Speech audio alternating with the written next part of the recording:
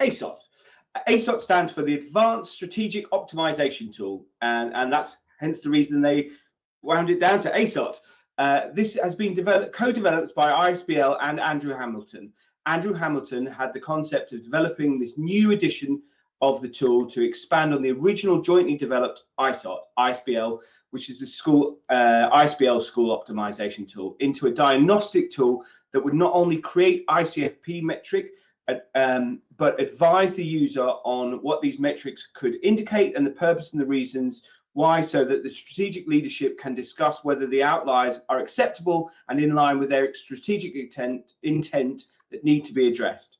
In this session today, we're going to be joined by, obviously, ISBL's Chief Exec, Stephen Morales, Andrew Hamilton, one of the co-founders of the ASOT tool, and Katie Campbell, who's actually going to be joining us as a user, somebody who's actually used this tool for their trust. ASOT, built on the ISOT, launched back in 2019 and helps school leaders interpret their metrics and start evidence-based strategic discussions that they'll use to optimize resources.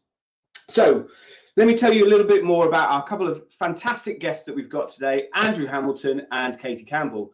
So Andrew Hamilton is the director of Ash House Consultancy Limited. Andrew worked in secondary schools for 36 years, 27 of those as a senior leadership level or above, including 17 years as a head of 2 large secondary schools and 5.5 years as CEO of a 7-school MAT of 1 secondary and 6 primary schools that he created. He's been in an NLE for National Leader of Education for 11 years, after being an LLE for 5 years and working in the Oxford Schools Forum for a decade. So I think it's fair to say, Andrew, you've got a bit of a pedigree in the education sector, which is just about to hear. You set up the educational consultancy company in 2017, specialising in improving school leadership and management, curriculum design and development, and the implementation of quality and financial resources for use of management. You've got extensive experience in designing and leading training for ISBL, ESFA, multiple MATs, LAs, schools, SBM user groups, and other organisations. You are an SRMA assessor and trainer, as well as being an ISBL fellow. So again, lots of stature, lots of experience, which is great to have you on today. And you've created the ISOT ICFP tool for ISBL 4 years ago, and have built on that subsequently with the development of the Advanced Strategic Optimisation Tool, ASOT, which is today's focus of the Crowdcast. Yeah.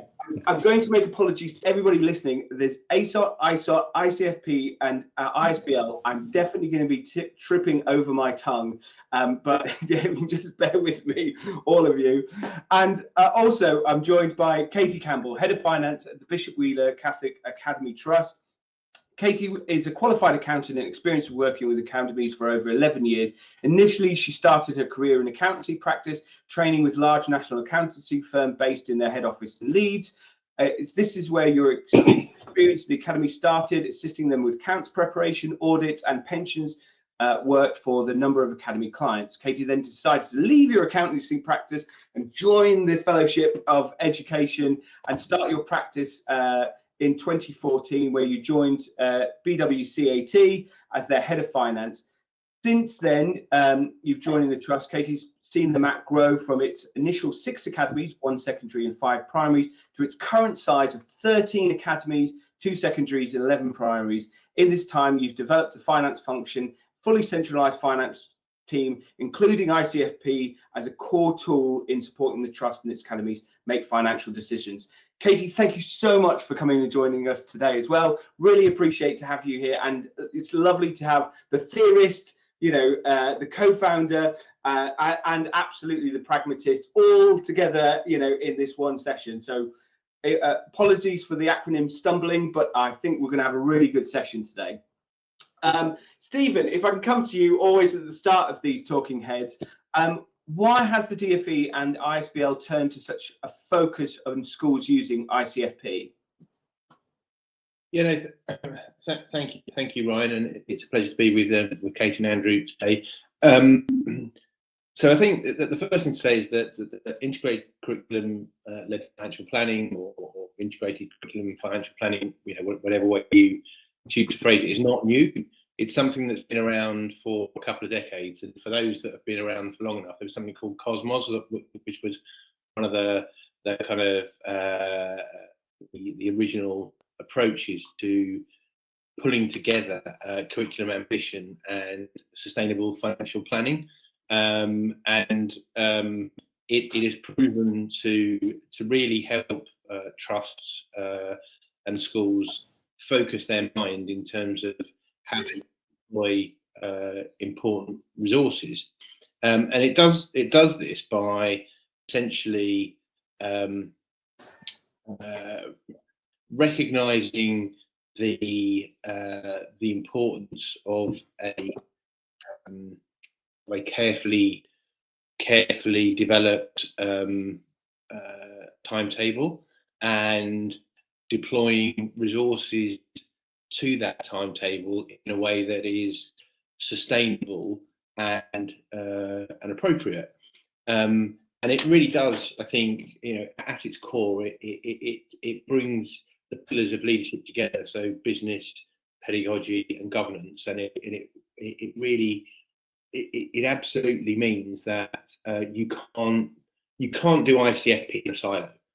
You can't just have finance over here and curriculum ambition over here, and then governance comes to the party after the event. It absolutely requires all of those pillars to be part of one conversation, and so we end up with a fit for purpose curriculum. We get the right talent to the right place, and we do that in a financially sustainable way.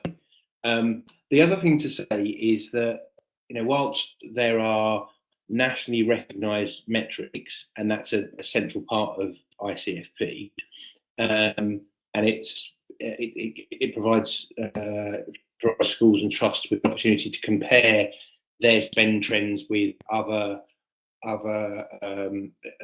schools and trusts across the system. There is no expectation that any school should be a slave to the benchmarks.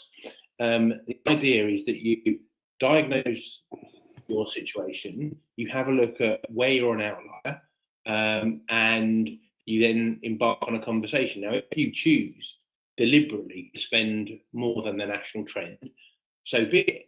But at least you're spending more than the national trend, and you should then be able to justify that spend.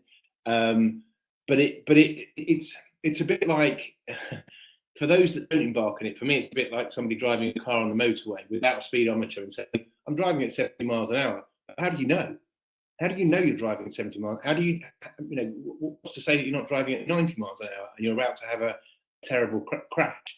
And I think what ISBL does is gives you that sense of where you are and any adjustments that you need to make. So I don't accept some of the arguments that have been put forward that ICFP is a stick to beat schools with. It's a cost cutting exercise. It's unnecessary, an unnecessary level of scrutiny. I think it's a really important finger on the pulse of your financial health, and additionally helps guide strategic conversations. Andrew, I'm sure, will come on to talk a lot more about the so what question. So you plug in the numbers and you get some data, and you might feel warm and fuzzy because you're in that kind of safe space. But it's bigger than that, and I'm not gonna steal Andrew's thunder, because he'll do a much better job of explaining what you do once you've got the data. But in summary, it brings the pillars of leadership together. It connects curriculum ambition with financial sustainability, and I think it is right that colleagues have a look at what's going on nationally and say, where are we in that national picture? So, and it's really interesting. We've touched on this subject a number of times, haven't we? The kind of pedagogy, business, governance, that triumvirate, and always need to come together. And this is a good, like you said, is a good tool that is a catalyst for discussion between the three cornerstones. How and why? I mean, so ISOT was already set up. You established that. You've obviously then gone on to further develop this again, the ASOT model. How and why has ISBL supported that kind of development of this school optimization tool? Why are you still kind of, why do you continually look for, and I suppose it's a bit of a leading question, but like, why are you continually looking to improve and build on it? Yeah, because, and I think the straightforward answer to that is that education is complex, it's contextual, it's nuanced, and as a consequence, you have to keep refining, because people will inevitably come forward and say, but I've got this special situation, or my context means that X, Y, Z, or it doesn't work in particular settings, and we're trying to answer those questions. And also, I think we're also trying to answer, and we've learned over time, this is important, that when the data come forward, and as I said, it's for Andrew to elaborate really, but you get the data, and then people sit in the room and go, okay, lovely, but so what? And it's I think what the advanced version of ISOT does, which is now ASOT, it starts to really tackle that so what question in a very robust and meaningful way. And to be clear, there are a number of approaches to integrated curriculum-led financial planning. So there are individuals who are, if you like, subscribing to the principles of integrated curriculum-led financial planning, but doing their own thing on a spreadsheet, and that's I guess for them. Where we would argue there's a step change is that we have taken everything that we've learned over 20 years, Andrew in particular as the architect of this, and refined and tweaked so that we're answering all of those very nuanced questions now through the new model, and all of the exceptions that have existed for years with different versions of this are being addressed through this new tool. Iterative by its very nature, and I'm sure this is not the end of the journey, Andrew. I'm sure we'll continue to develop, and there'll be an exception that we haven't seen, or there'll be a scenario that we haven't thought of. But yeah, I think in summary, Ryan, ASOT is the evolution. So ISOT was an important marker in terms of what we could do with data, and ASOT takes it on to a whole new level. Perfect. Okay. So just on that point, Andrew, thanks a lot for coming on today and talking about. Pleasure. We had Joshua Coleman and Paul Wheeler on last month talking about EMAT, and they were talking about schools mark and the fact that ICFP was really big for them. I know there's a lot of discussion around that within the sector. I think it's really interesting. Stephen's point is, it's a litmus test. It's a pulse check on organisations. It shouldn't necessarily govern you, but it's a good indicator of how you are benchmarking against other people.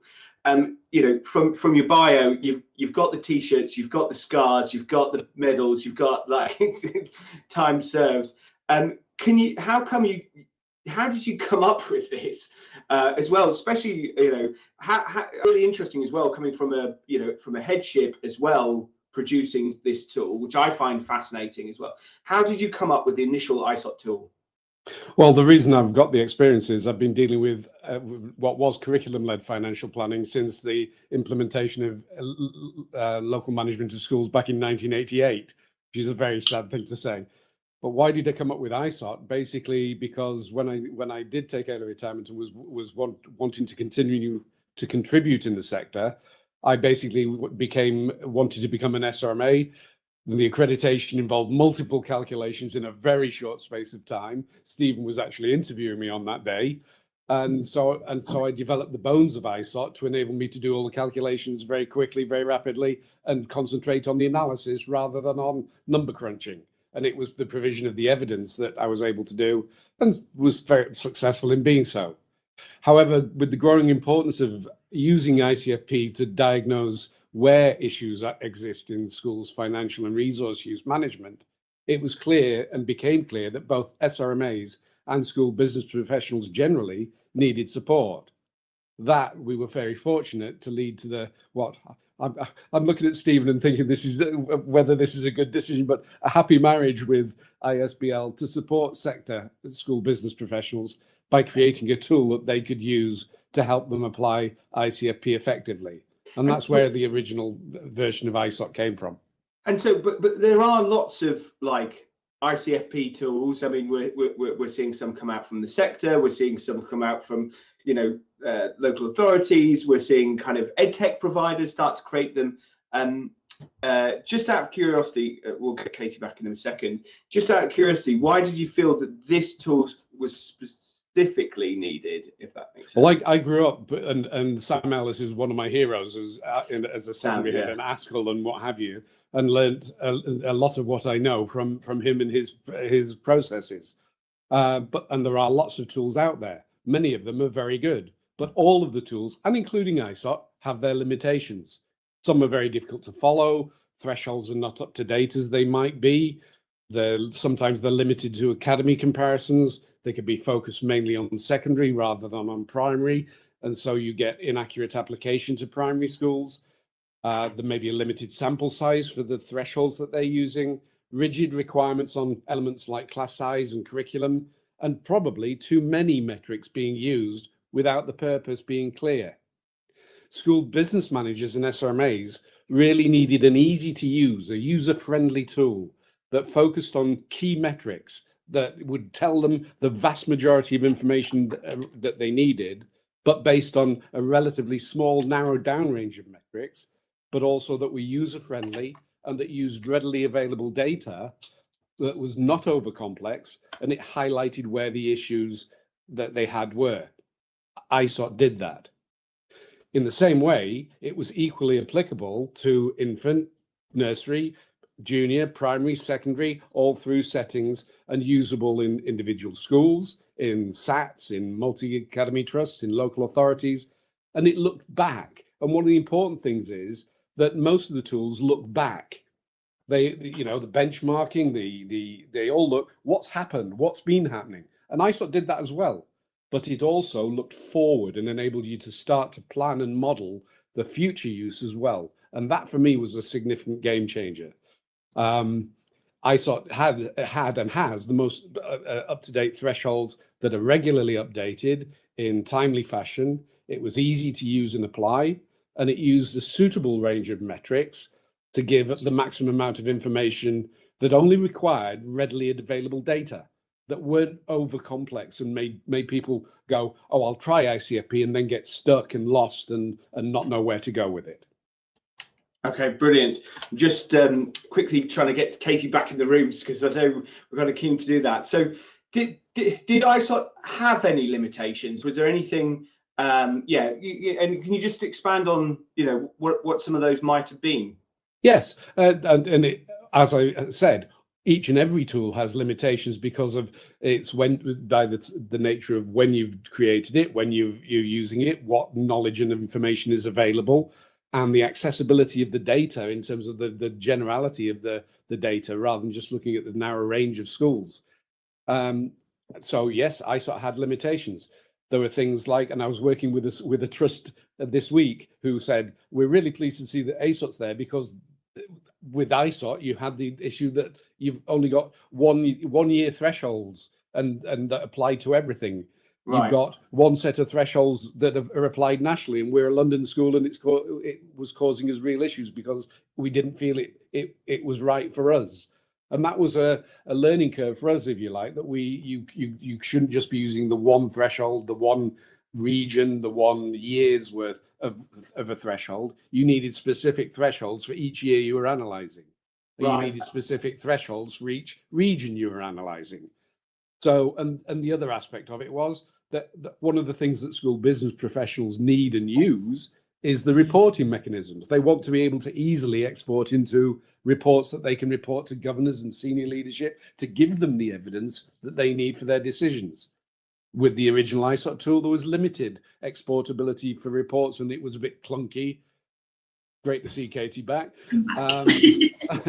And so, like every tool, and I will tell you, the final thing that I would highlight is, like all tools, I don't think there is a tool nationally that has actually addressed successfully the fact that special schools are special, and there's so many variations that it makes it really almost impossible to do a tool that will tick all the boxes, if you like. And I suppose that's one of the things, that when you've got a tool that is basically all about gathering and analyzing data, you're going to constantly see the result. The more data it processes, the more that you're going to go, oh, well, that wasn't kind of what I expected as the output. And I think, yeah, I mean, and it goes back to Stephen's point, which is this thing is probably ever going to be evolving as more and more data is put through it, and more people see the output, and then more people go, this is actually representative of where we are as an organization, or not representative, that it can then constantly be adapted.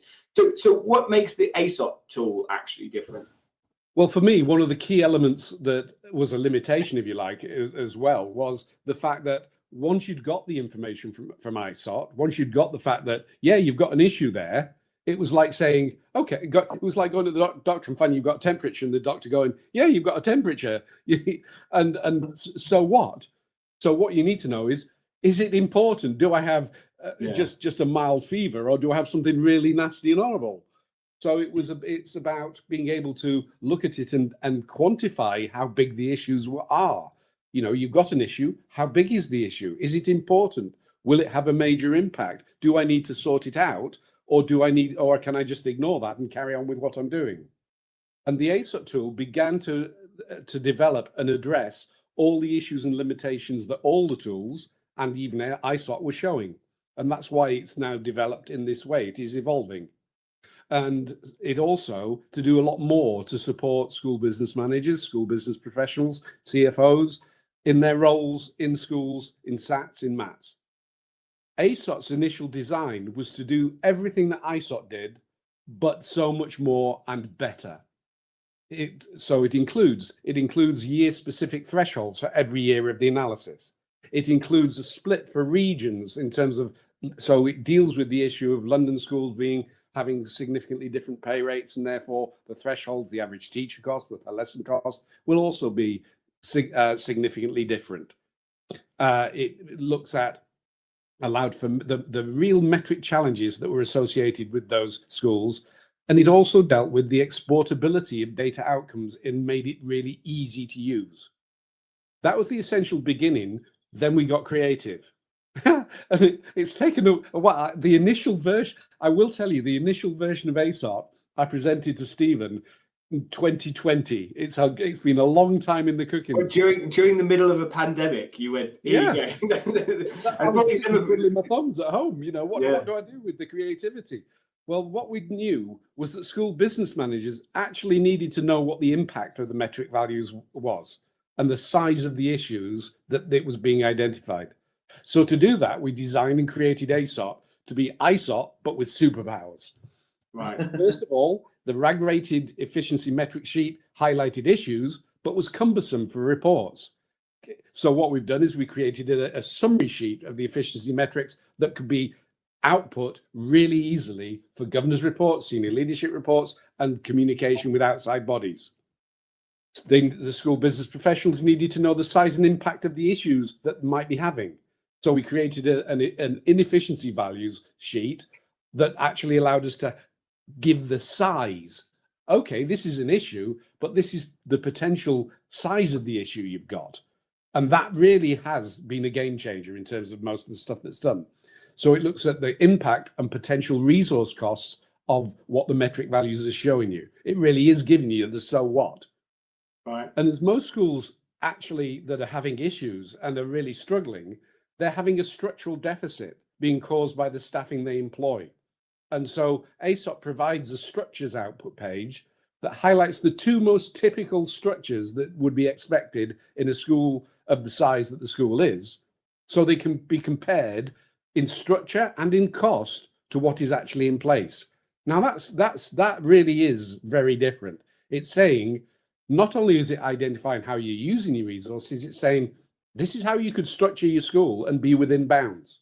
Right. Okay. So the ASOT tool provides for the and the key is it provides for the export of that key outputs into a simple workbook of 5 worksheets that will give you those 5 sheets, all your data summary, all the RAG rating, or the summary metric sheet, the inefficiency value sheet, and the structures that you should be looking at. Okay, so it, like, really quickly, if somebody came up to me, I'm at the national conference, and they said, Ryan, I saw this crowdcast, you were talking about the ASOT tool.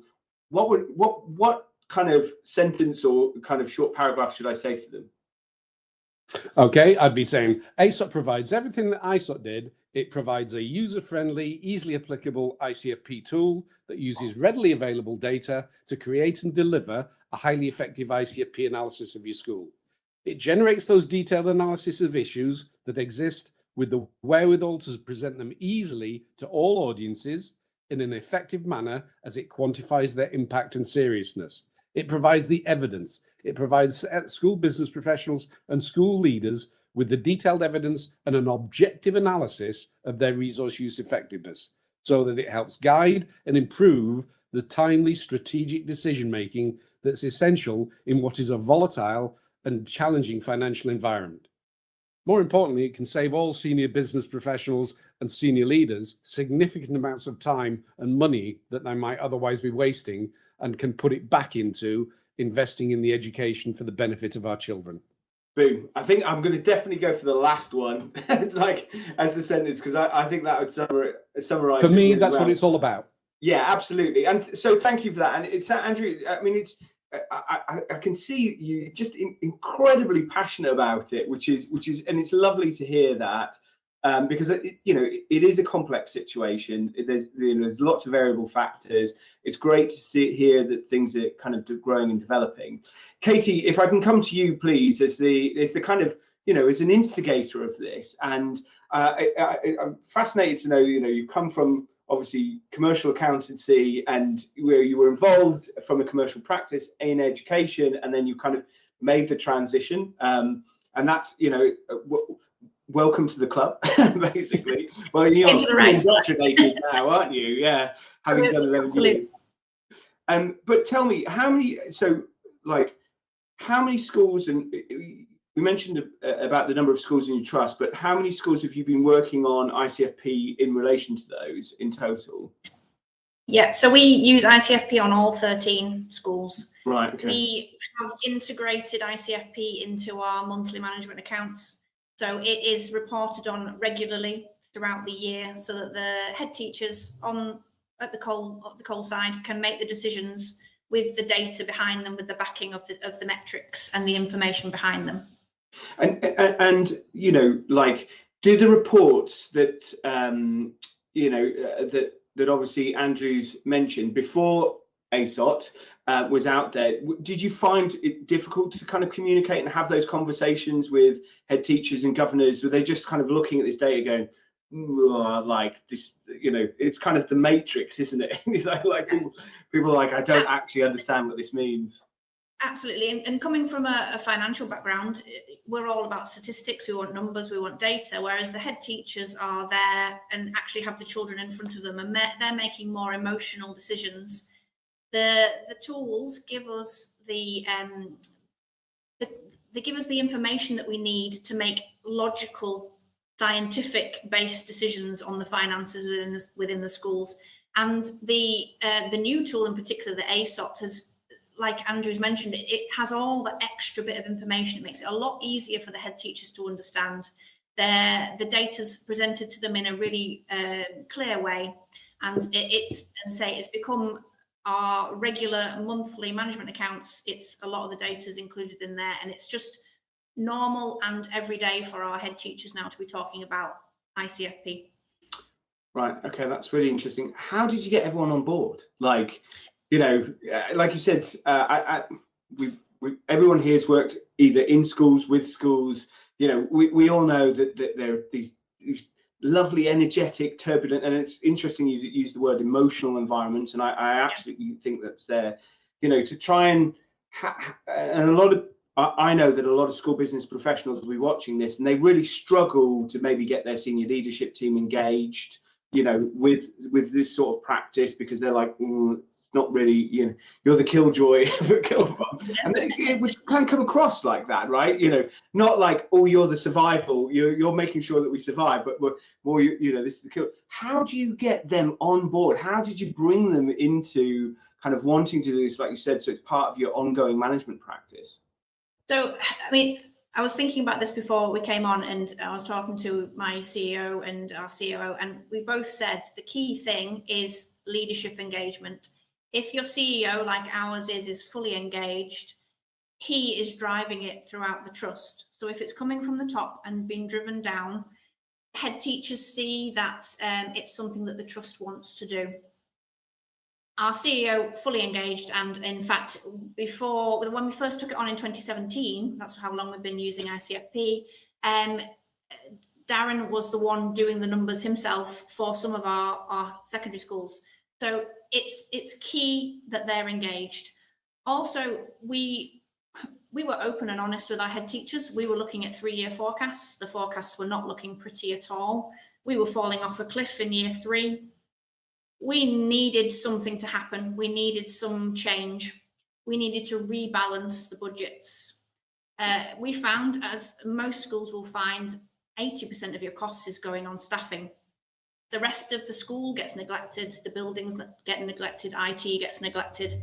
ICFP gave us that tool to rebalance, to ensure that our staffing metrics were correct, allowing us to give the remainder of the budget to invest in the schools, make the schools a better environment for the children, better IT, better facilities.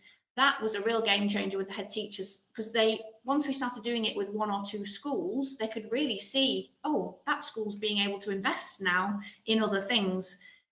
We weren't just, and I say this not badly, but we weren't just wasting money, chucking money at staffing. We were making sure the staffing was correct, and we could then invest across all the other areas. And again, showing the head teachers that it's successful in 1 or 2 of our schools, that then meant that there's no excuse then. They can see that it's working, and they've come along with us really, really well. And every time we get a new head teacher into the trust, straight away training, talking to them initially straight away about ICFP, and they're all on board, and they all really enjoy using it and see it as a really powerful tool. And I suppose the analogy, you know, from maybe your commercial accountancy days, is you meet these kind of budding entrepreneurs, you know, that are very emotionally driven. They're passionate about going thing, and you're introducing them to management accounting, you know, which is, and it's the same thing, isn't it? You know, and there's a lot. I think, well, not the same thing, but I think there's a lot of crossover where, you know, they're like, oh, I want to do this, and I want to build this thing, and I want to develop this thing, and you know, it's all exciting, and you don't want to lose that from the heads, but really channel it so that they, like you said, you know, they don't career off a cliff in 3 years, because you can't come back from the cliff age, you know, 2 years and 11 months and just go, I'm going to stop. No, exactly. That passion is really important. We need that passion in our head teachers. We need that emotional connection with the children, otherwise the children will suffer. But money is limited, and there's only so much money coming in, and we've got to ensure that it's all going to the right places. And having that rebalance, the metrics allow us to ensure that we are investing in the right places within our schools. Okay, so just and I'm just going to press you for a little bit. What were the kind of main challenges that you faced, you know, as part of this? Of course. So our trust is set up with a central finance and HR team. So different schools will be different mats will be different. Our biggest challenge was capacity, making sure that we had the right people and the right time to put into dealing with these metrics. It's a lot of work to begin with, and I won't sugarcoat that. There's a lot of information that you need to pull together. However, we've persevered through that, and now, because it's part of our regular reporting process, it's just the information's there at a drop of a hat. The capacity is a big one, making sure finance, HR, your business managers have got the time and energy to do this. And then once you actually start implementing the metrics and looking at the metrics, it's prioritizing. the metrics will kick out a lot of information. And it's about looking at that and working out what you can achieve and in what timescales. There's delay. You've got 3-year pay protections. There's all sorts of different factors that can affect when you can actually see results. So it's about sitting with the head teacher, looking at the list and going, right, what can we tick off? What can we get done within the next 12 months, 2 years, 3 years, and working down the list. And also, you've got to look at some of the metrics and go, we can't deal with that with our current staffing structure. The metrics might tell you that your leadership's too expensive. We can't just go and get rid of a head teacher and replace them with a lower graded. You've got to work through that and be realistic. And some of the heads will struggle with that. They think they're being pressurized to make decisions, but that's not what this ICFP and the tools are about. It's about giving us the information that then we can make logical, sensible decisions and work within our 3-year forecast cycle, looking at next year, looking at the year after, before we make staffing decisions. Right. So it's getting the heads to understand that, and I say our heads are all on board now, but that is a big challenge. Yeah, and I suppose it's, you know, if you kind of looked at it in that way, you what you do is you're really empowering them to make decisions versus having decisions imposed on Absolutely. them. Yeah, Absolutely. and I think that's a really key kind of point in this. And again, you know, you don't want. There is never enough money. I don't think, you know, there is just never enough money. Actually, how do we make sure that heads are empowered, they're given all the information, they're empowered, and they understand the impact of that decision, the long-term viability. So how has using ISOT and now ASOT actually facilitated, you know, the work with your schools? Has it, you know, is it, and I know we've got Andrew and Stephen here, so I'm just going to cover them all. You know, has it made that difference? You know, is it something that you would recommend to anybody else who's a school business professional or finance professional operating in education? Absolutely. It's the tools have been the game changer. The tools give credibility. They've got the backing of ISBL. It means that when you're talking to a head teacher, it's not the trust imposing something. This is something that's a national standard. The metrics are a national standard.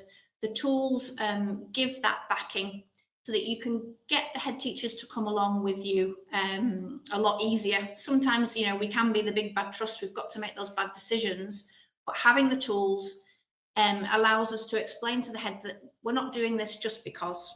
We've got the national data within those tools. It's benchmarked against nationally. And again, as Andrew mentioned, now with the new tool, it's regional, which really helps us because in Yorkshire, where we're based, we're very poorly funded. So we don't want to be compared to other regions. So that's really, really an excellent part of the tool. It gives that power. Spreadsheet it's my bread and butter, but for a head teacher, they're not used to a spreadsheet, whereas this tool is easy for them to understand. The reports at the end that get kicked out, they're lovely, colourful reports. They can really see and focus on where there's problems. And then with the ASOT, with the advancement of the tool, those problems then it gives reasons. Like Andrew mentioned, it kind of explains what you would expect in a certain size school. We've got very small primary schools and very large primary schools. They're going to have different structures. The tools explain all that so that then when you're talking this through with the head, trying to make decisions, we've got that backing. And that is the main benefit of it and the reason why we use ISOT and now ASOT. Lovely. Katie, thank you so much. Stephen, I'm just going to come to you for final words for today's session.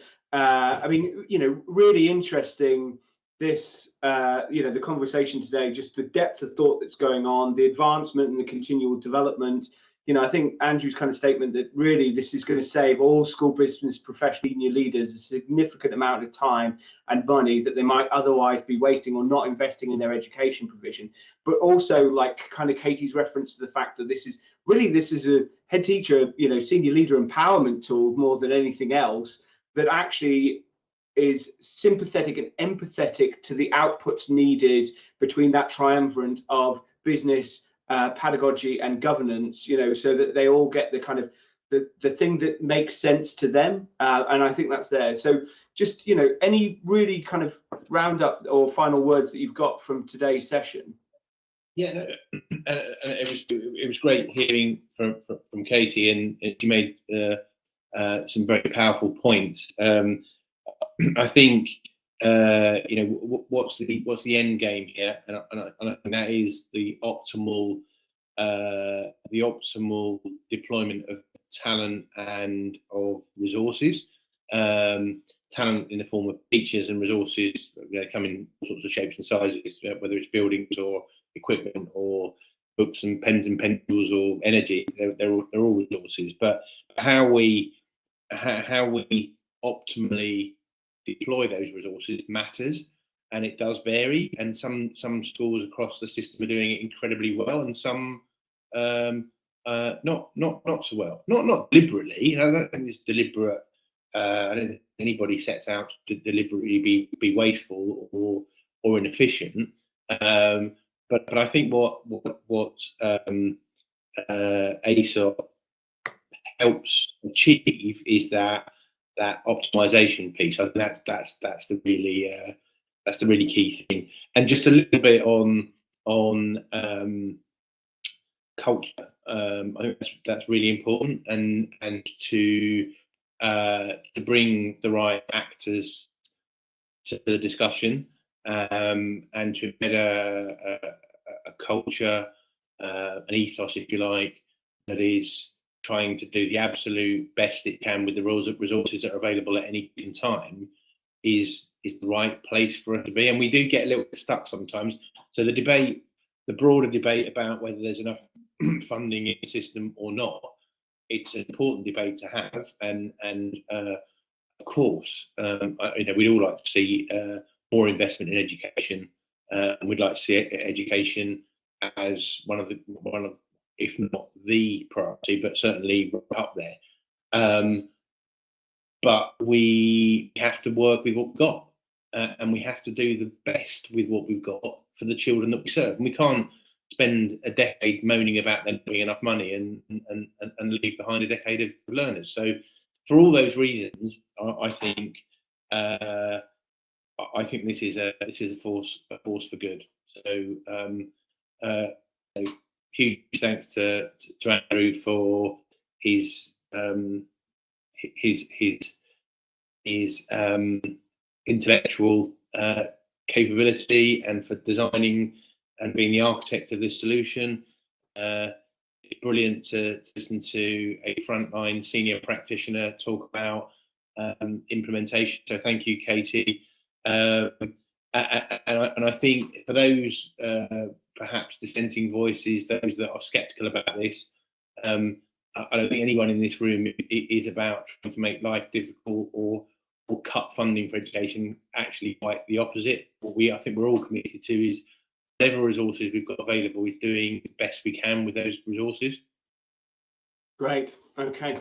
And that is where we're going to pause it for today. Andrew, thank you so much, and keep up the great work. It sounds like I'm looking forward to seeing the next evolution of this. I mean, like, you and Musk are catching up. I swear you'll nearly reach your standard soon. I think if you can fix education funding, then that's definitely up there along with Starlink. Katie, lovely to have your insight and understanding, and just the narrative about how you are doing this in your trust. And I think that's really good. Hats off to you, for really empowering your heads, but also doing it in a collaborative fashion. Stephen, once again, great to see you. Until next time, take care and have a lovely day. All right. Thanks. Bye. Thanks a lot.